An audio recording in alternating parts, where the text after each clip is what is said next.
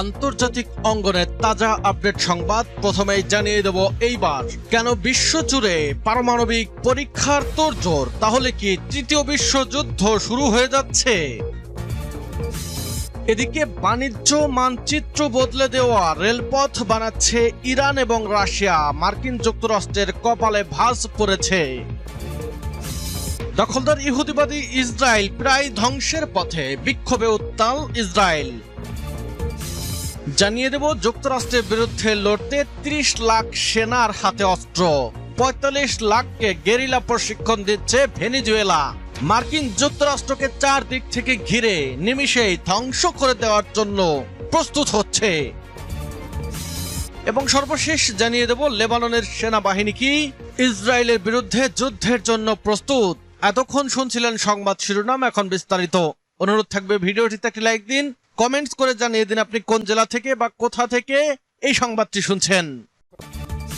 বাণিজ্য মানচিত্র বদলে দেওয়া রেলপথ বানাচ্ছে ইরান রাশিয়া দুই বন্ধু মিলে এবার এমন একটি পদক্ষেপ নিয়েছে যা চাপে ফেলতে পারে পশ্চিমা দেশগুলোকে।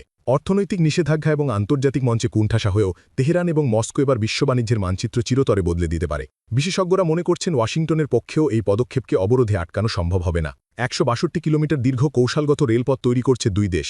রাস্তা থেকে আস্তারা পর্যন্ত হবে রেল লাইনটি। এটি কেবল ইস্পাত আর কংক্রিটের লাইন নয়, বরং আন্তর্জাতিক উত্তর দক্ষিণ পরিবহন করিডরের আইএনএসটিসির গুরুত্বপূর্ণ সংযোগ।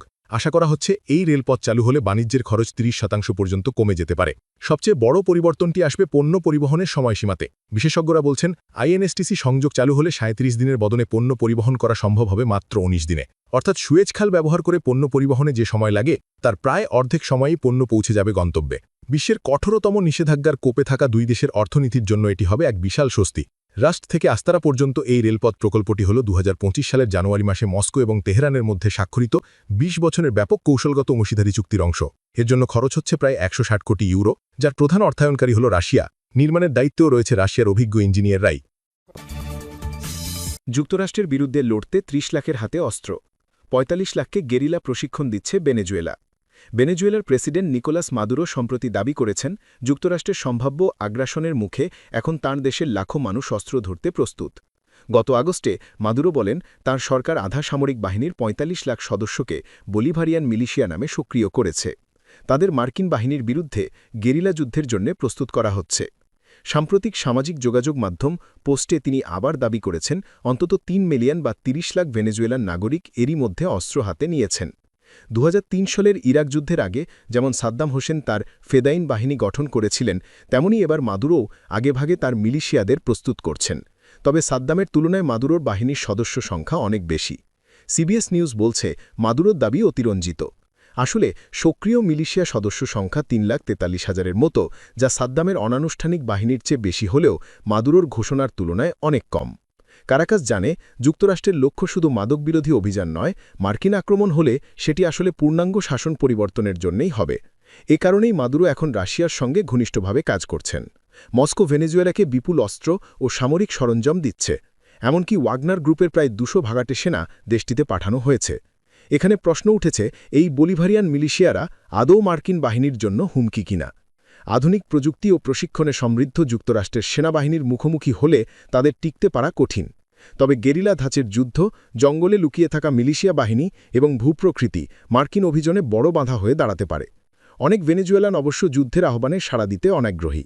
ফলে মাদুরোর অস্ত্রধারণের ডাক কতটা বাস্তবে রূপ পাবে তা নিয়েও প্রশ্ন রয়েছে। তবু যুক্তরাষ্ট্রের জন্য বিষয়টি সহজ নয়। শাসক পরিবর্তন করতে গেলে দেশ মেরামতের দায়ভারও নিতে হবে। তাই ইরাকের মতো পরিস্থিতি সৃষ্টি হওয়ার আশঙ্কাও উড়িয়ে দেওয়া যাচ্ছে না। লেবাননের সেনাবাহিনী কি ইসরায়েলের বিরুদ্ধে যুদ্ধের জন্য প্রস্তুত? লেবাননের দক্ষিণাঞ্চলে ব্লেইদা এলাকায় ইসরায়েলি সেনাদের সাম্প্রতিক হামলায় এক পৌর কর্মচারী নিহত হওয়ার পর লেবাননের প্রেসিডেন্ট এক নজিরবিহীন নির্দেশ জারি করেছেন। ওই নির্দেশে বলা হয়েছে ইসরায়েলি যে কোনো অনুপ্রবেশের বিরুদ্ধে সেনাবাহিনীকে সরাসরি মোকাবিলায় নামতে হবে। সম্প্রতি ইসরায়েলি সেনারা লেবাননের দক্ষিণ সীমান্তে এক সামরিক অভিযান চালায়। এতে ব্লেইদা শহরের পৌর কার্যালয়ের কর্মরত ইব্রাহিম সালামা নিহত হন। এর পরপরই ইসরায়েলি যুদ্ধবিমানগুলো দক্ষিণ লেবাননের বিভিন্ন এলাকা বোমাবর্ষণ করে এবং তেল আবিব দাবি করে তারা নাকি হিজবুল্লাহ সংশ্লিষ্ট অবকাঠামো লক্ষ্যবস্তু করেছে। এই ঘটনার পর প্রেসিডেন্ট জেনারেল জোসেফ আউন সেনাবাহিনীকে নির্দেশ দেন ইসরায়েলের যে কোনো সামরিক অনুপ্রবেশের বিরুদ্ধে প্রতিরোধ গড়ে তুলতে। উল্লেখযোগ্য বিষয় হল ইসরায়েলি সেনাদের সীমান্ত লঙ্ঘন ও যুদ্ধবিরতি ভঙ্গের পর দীর্ঘ সময় পর এই ধরনের নির্দেশ দেওয়া হলো। আবার কেন বিশ্বজুড়ে পারমাণবিক পরীক্ষার তোড়জোড়? আন্তর্জাতিক মহলে এখন আলোচনার কেন্দ্রবিন্দুতে পরমাণু অস্ত্রের পরীক্ষা। সম্প্রতি যুক্তরাষ্ট্রের প্রেসিডেন্ট ডোনাল্ড ট্রাম্প ৩৩ বছর পর আবার পারমাণবিক অস্ত্রের পরীক্ষা শুরু করার নির্দেশ দেওয়ার পরই এই বিতর্ক নতুন মাত্রা পেয়েছে।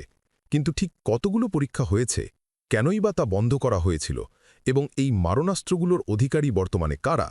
পারমাণবিক যুগের সূচনা হয় ১৯৪৫ সালের জুলাই মাসে।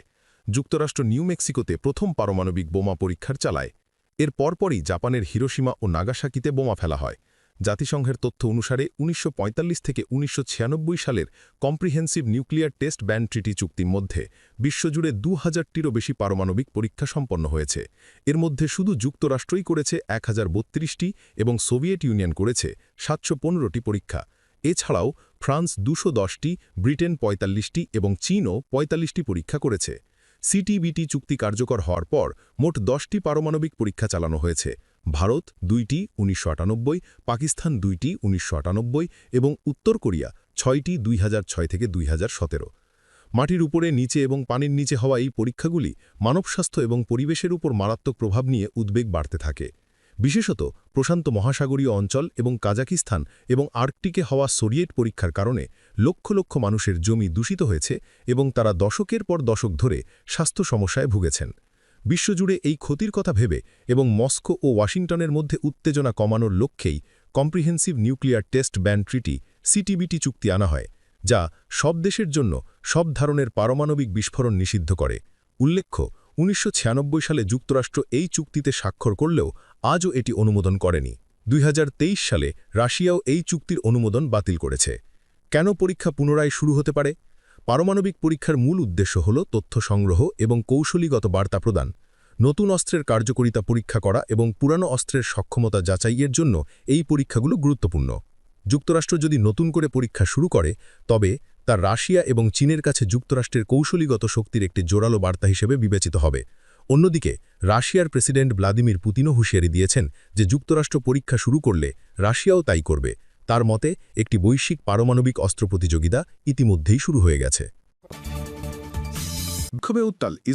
বিক্ষোভে উত্তাল হয়ে উঠেছে ইসরায়েল। সেনাবাহিনীতে বাধ্যতামূলক নিয়োগের বিরুদ্ধে প্রতিবাদ জানাতে তারা বিক্ষোভ করেন। এ সময় তারা জেরুজালেমের প্রধান প্রবেশপথ অবরোধ করেন। এতে প্রায় ২ লাখ অতি অর্থোডক্সে ইহুদি পুরুষ অংশগ্রহণ করেন। বৃহস্পতিবার ৩০ অক্টোবর টাইমস অফ ইসরায়েলের এক প্রতিবেদনে এই তথ্য জানানো হয়েছে। টাইমস অফ ইসরায়েল জানিয়েছে, মিলিয়ন ম্যান প্রোটেস্ট নামের এই বিক্ষোভ চলাকালে সাংবাদিকদের ওপর হামলা এবং পুলিশের সঙ্গে সংঘর্ষ হয়েছে। এ সময় এক যুবক নিহত হয়েছেন। মেনাহেম মেন্ডেল লিডসম্যান নামের এক যুবক শহরের কেন্দ্রস্থলে একটি বহুতল ভবন থেকে পড়ে মারা যান। পুলিশ ঘটনাটিকে সম্ভাব্য আত্মহত্যা হিসেবে তদন্ত করছে। আয়োজকদের ভাষ্যমতে এটি ছিল একটি প্রার্থনা সমাবেশ, তবে বাস্তবে এটি ইসরায়েলের বিভিন্ন অতি অর্থোডক্স হারেদি সম্প্রদায়ের মধ্যে বিরল এক ঐক্যের প্রকাশ। সাধারণত নিজেদের গণ্ডিতে সীমাবদ্ধ এসব গোষ্ঠী এবার একত্রিত হয়ে সাম্প্রতিক সময়ের অন্যতম বৃহৎ গণসমাবেশ আয়োজন করে। বিক্ষোভের কয়েক ঘণ্টা আগে জেরুজালেমের পশ্চিম প্রাচীর এলাকায় ইসরায়েলি প্রতিরক্ষা বাহিনীর নবগঠিত হারেদি ব্রিগেডের রিজার্ভ সদস্যদের প্রশিক্ষণ সমাপনী অনুষ্ঠান অনুষ্ঠিত হয়, যা বিক্ষোভের মূল বক্তব্যের সঙ্গে স্পষ্ট বৈপরীত্য তৈরি করে।